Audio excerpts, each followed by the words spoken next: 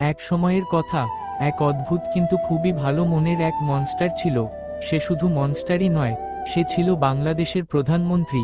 প্রতিদিন সে দেশের মানুষের কথা ভাবত, কিভাবে গরিব, অসহায় আর সাধারণ মানুষ ভালো থাকবে, সেটাই ছিল তার সবচেয়ে বড় দায়িত্ব। শিশু, বৃদ্ধ, শ্রমিক আর অসুস্থ মানুষ, সবাই তার কাছে নির্ভয়ে নিজের কষ্টের কথা বলতে পারত। সে মন দিয়ে সবার কথা শুনত। কেউ না খেয়ে থাকলে সে খাবারের ব্যবস্থা করত, কেউ অসুস্থ হলে দ্রুত চিকিৎসার ব্যবস্থা করত। মানুষের দুঃখ তাকে গভীরভাবে নাড়া দিত। সে শুধু বড় অফিসে বসে থাকত না, নিজে গ্রামে গ্রামে গিয়ে মানুষের বাস্তব জীবন দেখত। পুরনো ঘর, কষ্টের মুখ, সবকিছু নিজের চোখে অনুভব করত। সব সমস্যার সমাধান সহজ ছিল না, তবুও সে কখনো হাল ছাড়ত না, কারণ মানুষের ভালোবাসাই ছিল তার সবচেয়ে বড় শক্তি। ধীরে ধীরে মানুষ বুঝতে পারল, এই মনস্টার আসলে তাদের শাসক নয়, সে ছিল তাদের সবচেয়ে কাছের বন্ধু। এই গল্প আমাদের শেখায়, চেহারা নয়, মনটাই আসল, মানবতাই সবচেয়ে